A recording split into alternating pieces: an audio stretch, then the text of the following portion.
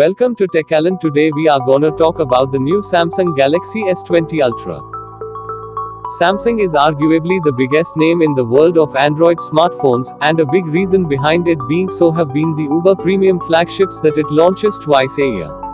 Split across the Galaxy S and Galaxy Note series, Samsung launches multiple flagships every year that not only take the fight to other Android phone makers but also take on the Apple's iPhones with their premium features and design. The latest in this list are the Galaxy Note 20 series of phones, which were launched by Samsung earlier in the week. The series brings with itself two new phones, the Galaxy Note 20 and the Note 20 Ultra.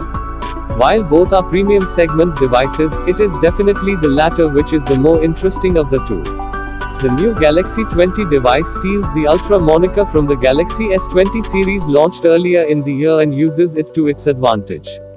In every possible way, this new phone symbolizes excess in technology and stands out as a worthy bearer of the Ultra tag. This new flagship marries a brilliantly crafted design to core hardware that is still among the most powerful available for smartphones right now. Although we haven't spent nearly enough time with Galaxy Note 20 Ultra to put out a full review yet, however, we've had enough interaction with it to share our initial impressions of the device. To begin with, one of the biggest positives of the Galaxy Note 20 Ultra appears to be its design. While the Galaxy S20 and Note 10 phones were beautiful-looking devices in their own right, the Galaxy Note 20 Ultra in our opinion takes the design game to a whole new level. The Note 20 Ultra is a gorgeous beast that's crafted solely from metal and glass. However, what makes it quite different from the Note 10 Plus and the S20 Ultra is the treatment of glass on the device. Much like these phones, the Galaxy Note 20 Ultra also uses glass at the back. But this time around, this sheet at the back gets a frosted glass finish, instead of the glossy reflective treatment we've seen on flagships from Samsung in the recent past. This helps give the Note 20 Ultra a sense of understated class, which to be honest, is just the look that productivity-focused flagship devices from the Galaxy Note series should always be going for.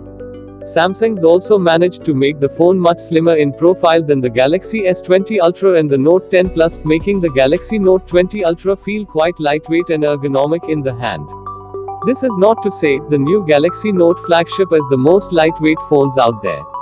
It definitely isn't. However, it is much lighter than previous generation phones, and even the weight that it has appears to have been evenly spread across the phone, making the Galaxy Note 20 Ultra feel like a delight to hold in the palm. On the front, the phone brings with itself a similar 6.9-inch WQHD display that we've seen on the Galaxy S20 Ultra earlier in the year. Although, the curves here are slightly more pronounced, which depending on the user's preference, could be a con or a pro in favor of the device. The performance of the panel, however, is exactly as you'd expect. In our limited time with it, we found the phone's display to out punchy colors and even handle blacks really well. The only real qualm that we have of the display is that Samsung still does not support 120Hz refresh rate at WQHD resolution. Much like the S20 Ultra, for this one has to scale down the resolution to Full HD+. But this is a software bottleneck, and we hope that it gets fixed in the future updates by Samsung. Talking about qualms, the phone's rear camera setup also features a rather thick camera bump that's actually more pronounced than the one on the Galaxy S20 Ultra. Although, it will be unfair if we don't mention that the design treatment of the Galaxy Note 20 Ultra's camera module is much better than the S-series phone, so that's definitely a pro in the Galaxy Note 20 Ultra's favor.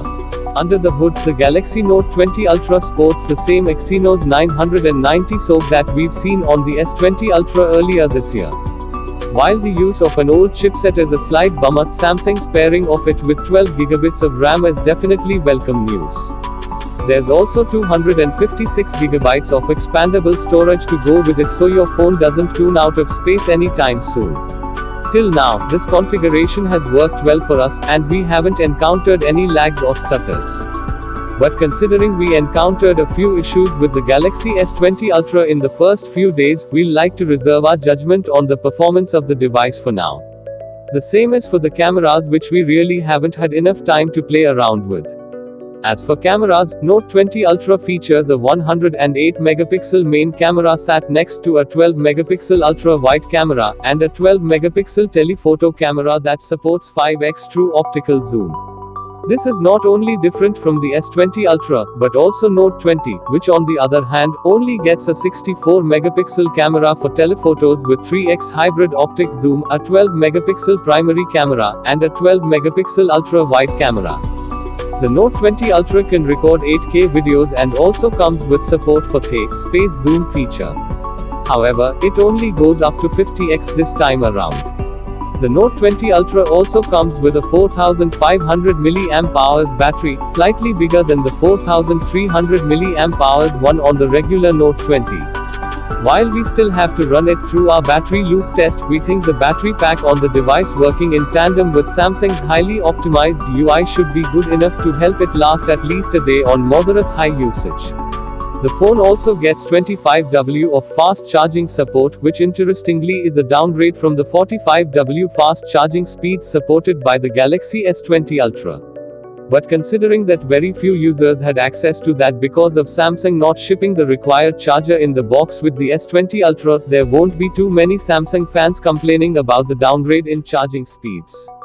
The Note 20 Ultra also gets a new S Pen with 5 new gestures this year.